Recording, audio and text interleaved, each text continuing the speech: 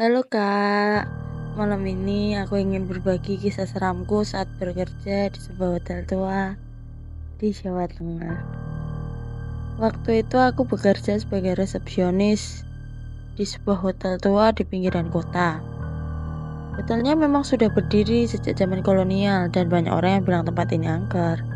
Tapi aku sih nggak terlalu mendengarkan orang-orang ya, nggak terlalu percaya cerita-cerita itu. Hingga suatu hari semua itu berubah ketika waktu itu aku disuruh ngantar makanan karena bellboy libur ke kamar nomor 308. Kamar itu emang ada di ujung koridor lantai 3, tempat yang memang sangat jarang didatangi tamu. Karena tamu itu memang gak akan lewat situ kecuali kalau ada tamu yang menyewa kamar itu. Kamar itu memang cukup besar dan istimewa. Itu kenapa alasannya kamar itu jarang dihuni oleh tamu. Pada waktu itu ada seorang keluarga yang cukup kaya dan terkenal di kota itu yang menginap di hotel tempat aku bekerja. Dan mereka ya dapat tempat kamar 308 karena mereka adalah sepasang suami istri dan membawa 2 anaknya. Aku waktu itu sebagai resepsionis ya biasa aja lalu melayani mereka dengan biasa. Aku nggak pernah kepikiran macam-macam. Lalu tibalah waktu ada telepon dari kamar itu dan aku harus menyiapkan makanan. Aku siapkan makanan seperti biasa, nggak kepikiran bakal ada apa-apa kak. Pas aku sampai di depan pintu kamar 308, rasanya kok ada yang aneh. Suasananya tuh dingin dan sunyi banget. Padahal tadi jelas kok aku yang membantu membuka kamar untuk keluarga itu. Aku ketuk pintunya, gak ada jawaban.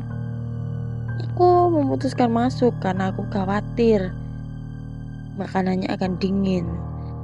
Itu waktu kejadian itu bukan aku kurang ajar, tapi memang pintunya itu gak terkunci dan terbuka sedikit. Waktu aku buka pintu, ruangan itu gelap dan bau apek banget. Ya, ingat aku sudah bersihkan tadi sebelum keluarga itu mau masuk ke ruangan itu. Aku nyalain lampu. Aku lihat ada seorang wanita. Ya, aku kurang ingat sih apakah itu wanita yang check-in tadi atau bukan. Seorang wanita tua duduk di kursi goyang di sudut ruangan, membelakangiku. Aku sapa dia kan kak, ya dengan sopan. Aku bilang kalau makanannya udah datang, tapi dia nggak ada respon. Aku pikir dia ketiduran atau dia memang gak denger aja aku ngomong. Aku deketin dia dan ngomong sampai 3 kali. Aku membelakangi dia menaruh makanan yang aku bawa di atas meja. Tapi waktu aku melihat ke kursiku yang itu, udah gak ada wanita itu. Lalu aku pun panik kan, kemana wanita itu? Aku pun berbalik menghadap pintu. Tiba-tiba wanita tua itu udah berdiri di belakangku, menatap aku dengan tatapan kosong dan senyum yang mengerikan. Aku kaget dan mundur beberapa langkah. Dia mendekati aku. Aku yang semakin mundur-mundur lalu aku pun terjatuh.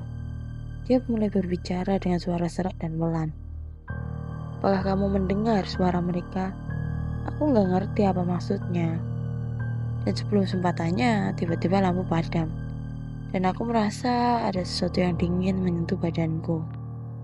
Aku lari, keluar kamar secepat mungkin, turun tangga dan lapor ke manajerku. Manajer cuma geleng-geleng kepala dan bilang, ngapain kamu buka kamar 308? Kamar itu udah lama terkunci. Dan itu memang harusnya tidak available. Kenapa bisa kamu buka?